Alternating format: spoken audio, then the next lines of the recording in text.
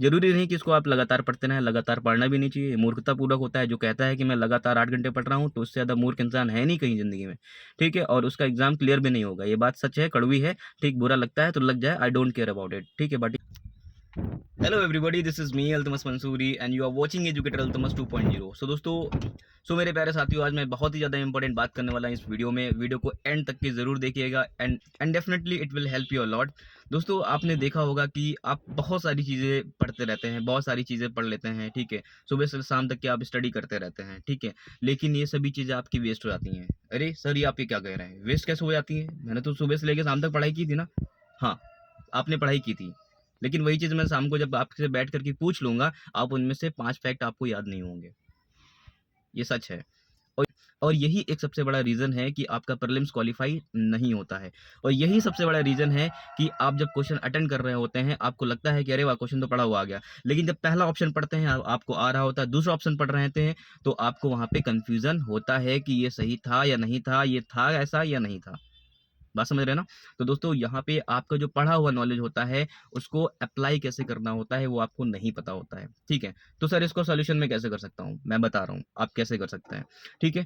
आप क्या करेंगे जब भी कोई भी टॉपिक पढ़ते हैं, suppose I am just taking an example. आपने 1857 की बैटल पढ़ ली, ठीक है? आपने 1857 की क्रांति के बारे में अच्छे से सारी चीज़ें पढ़ ली हैं, आपको सारे फैक्ट यहाँ पे तैयार हो चुके हैं, ठीक है? अब ये चीज़ आपको अप्लाई करके देखना होगा, ठीक है? उसी सेम लेवल के क्वेश्चंस को, उसी सेम लेवल के एग्जाम को उठा करके उसके प्रीवियस ईयर के पेपर को देखना होगा कि जो कुछ मैंने पढ़ा था, क्या वो चीज़ें यहाँ पे रिलेटेबल हैं? क्या मेरा पढ़ा हुआ नॉलेज इस पे अप्लाई हो पा रहा है? क्या हमने जो पढ़ा था इतना रिलेवेंट है कि नहीं है? या फिर और मुझे डीप में जाकर के देखना है, क्या करना है? ठीक है, तो वहाँ पे आपको क्वेश्चन सॉल्व करने की जो एबिलिटी है, वो धीरे-धीरे जनरेट होना स्टार्ट हो जाती है। ठीक है, मैंने आपको पहले भी वीडियो में कई बार बताया है कि आपको एटलीस्ट 50 से 100 क्वेश्चन ऑलमोस्ट रोज़ करने होंगे। और और दोस्तों, आपने प्री के पहले जाते-जाते ऑलमोस्ट 10,000 क्वेश्चन आपको अटेंड करने होंगे। ठीक है, 10,000 सर क्वेश्चन कहाँ से लेकर के आएँ? आपके पूर्वावलोकन की जो किताबें हैं, उनमें इनफ क्वेश्चन्स हैं। ठीक, so you just gone through from there. ठीक है, अब पॉइंट पे वापस आता हूँ मैं। ठीक है, तो आपने जो कुछ भी पढ़ा होता है, आपको क्या करना होता है, फर्स्ट जो टेक्निक है, ठीक है, जो एक सीरियस एस्पिरेंट फॉलो करते हैं, ठीक है, जब वो पढ़ते हैं, ठीक, पढ़ने के बाद वो बुक को किनारे रख देते हैं। आराम से किनारे बैठ करके एक-एक चीज़ को मन में क्या करते हैं, रिकॉल करते हैं। वो जो स्टोरी पढ़ी थी, वो जो कहानी पढ़ी थी, वो जो फैक्ट पढ़ते हैं, उसको दिमाग में चलाने की, दिमाग में दौड़ाने की कोशिश करते हैं। तो वो सेम चीज़ आपको यहाँ पे करना होगा, ठीक है? आप ये सारी चीज़ें जब करेंगे तो आप पाएँगे कि डेफ़िनेटली आपका जो स्कोर है धीरे-धीरे क्या होने लग गया है, बूस्ट होने लग गया है। आप जो क्वेश्चन अटेंड कर रहे हैं, उसको सॉल्व करने की एबिलिटी आपके अंदर बढ़ गई है। एमसीक्यूज़ एबिलिटी आपके अंदर डेवलप हो गई है, ठीक है? एनालिटिकल माइंड आपका अप्लाई होना स्टार्ट हो गया है। कैसे क्वेश्चन पूछता है और कैसे किस टाइप का नेचर होता है, उसको अटेंड करने की स्ट्रैटेजी क्या होती है, उसको अटेंड करने के लिए माइंडसेट क्या होता है, ठीक है? ये सारी चीज़ें आपको समय के हिसाब से आएँगी, एकदम से ये सारी चीज़ें नहीं आ जाती हैं। Right now we have the enough time, we have the golden time right now, ठीक है? तो इस गोल्डन टाइम को हमें यूटिलाइज़ करना है और अपनी इस प्रैक्टिस को बढ़ाना है। मेरा मानना है कि पढ़ने से ज़्यादा अब ये इम्पोर्टेंट हो गया है, क्योंकि लास्ट टाइम जब आप आरओ-एरो में बैठ रहे थे, तो आपने काफ़ी अच्छी सारी चीज़ें पढ़ी थी, ठीक है? और आपने आरओ-एरो के पेपर को अटेंड करके, ठीक, देख करके देख भी लिया है कि इसका लेवल क्या आता है और किस टाइप के क्वेश्चन पूछे जा रहे हैं, ठीक है? और बदलते पैटर्न के अकॉर्डिंग आप अपने आप को इस तरह से मोल्ड कर सकते हैं, ठीक है? पहला क्या करना है, आपको टॉपिक पढ़ना है, ठीक है? फिर उस लेवल के क्वेश्चंस को अटेंड करने हैं, सेम टॉपिक 1857 पढ़ा है, ठीक है? तो आप पूर्वावलोकन में जाइए, 1857 से रिलेटेड जितने भी क्वेश्चंस हैं, उनको सॉल्व करने की कोशिश कीजिए, ठीक है? अब दोस्तों, यहाँ पे बात करते हैं, बहुत सारे लोग कहते हैं कि सर कौन-सी बुक्स फॉलो करूँ? देखिए, आपके पास जो बुक्स है दैट इज़ क्वाइट इनफ, ठीक है? कोई बुक का यहाँ पे एल्टीट्यूड नहीं है। बहुत सारे लोग तो यहाँ पे बुक कलेक्ट करने में लग जाते हैं, ये भी ले लेना है, वो भी ले लेना है, तो ये चीज़ें नहीं करना है। एक जो सोर्स है, आपको उसमें आँख बंद करके ट्रस्ट कीजिए, वही सोर्स आपके लिए क्या है, अच्छा है, ठीक है? जिसमें कंप्लीट इन्फॉर्मेशन होती है, ठीक है? दोस्तों, पब्लिकेशन मैटर नहीं करता है, आपके पास जो प्राप्त है वही पर्याप्त है। मेरे प्यारे साथियों, जो कुछ भी मैंने बताया है बहुत ही ज़्यादा रिलेवेंट है। आपको खुद रियलाइज़ होता होगा कि हाँ, ये गलती तो मेरे से ये होती है।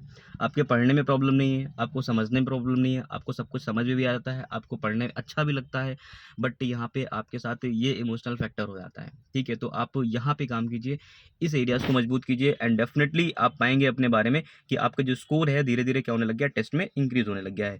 दोस्तों, आपको ये सेम चीज़ें क्या करना है, सभी सब्जेक्ट के साथ करना है, चाहे वो पॉलिटी हो, चाहे हिस्ट्री हो, चाहे ज्योग्राफी हो, चाहे एनवायरनमेंट हो, ठीक है? चाहे साइंस एंड टेक का रीज़न हो, सबके साथ क्या करना है, आपको यही सारी चीज़ें फॉलो करनी है, इसी स्ट्रैटेजी के साथ जाना है। और दोस्तों, सारे टॉपिक पहले एक बार खत्म कर लीजिए, ठीक है? जिस भी बुक से आप कर पाएँ, ठीक है? उसके बाद क्या कीजिए, एमसीक्यू सॉल्व करना स्टार्ट कीजिए and and one of the most important factor, की ऑफ द सक्सेस कह सकते हैं उसको, ठीक है? रिवीज़न। ठीक है, आपने लास्ट टाइम पेपर दिया था ना? आपने जब लास्ट टाइम पेपर दिया था, चलिए ठीक है। अब एक बार जब लास्ट टाइम आप जब पेपर दे रहे थे, उस टाइम आपकी तैयारी का स्तर क्या था? और जस्ट थोड़े ही दिन हुए हैं पेपर को हुए, ठीक है? अब आप अपने आप को कैलकुलेट कीजिए, आप उससे आधे से ज़्यादा नीचे उतर चुके हैं। समझ रहे हैं ना? आधे से ज़्यादा चीज़ें क्या हो चुके हैं? भूल चुके हैं। तो आपको दोस्तों रिवीजन करके इन सब चीज़ों को बनाए रखना है, ठीक है? ना कि एग्ज़ाम के पहले फिर आप टेक्निक ढूँढेंगे, how to clear the exam in 15 days and how to clear the exam in 10 days. तो ये सारी वीडियोज़ आपको देखने की आवश्यकता नहीं पड़ेगी। अभी आपके पास टाइम है तो इसको डोंट वेस्ट। अभी आपके पास टाइम है तो इसको वेस्ट ना कीजिए, ठीक है? आप उसको यूटिलाइज़ कीजिए, ठीक है? ज़रूरी नहीं कि इसको आप लगातार पढ़ते रहें, लगातार पढ़ना भी नहीं चाहिए। मूर्खतापूर्वक होता है जो कहता है कि मैं लगातार 8 घंटे पढ़ रहा हूँ, तो उससे ज़्यादा मूर्ख इंसान है नहीं कहीं ज़िंदगी में, ठीक है? और उसका एग्ज़ाम क्लियर भी नहीं होगा। ये बात सच है, कड़वी है, ठीक, बुरा लगता है तो लग जाए, I don't care about it, ठीक है? बट ये फैक्ट है ना? साइंस भी इस चीज़ को अलाउ नहीं करता है। तो आप क्या कीजिए, ब्रेक ले लेकर के आराम से पढ़ते रहिए और आराम से, खुशी के साथ पढ़िए, ठीक है?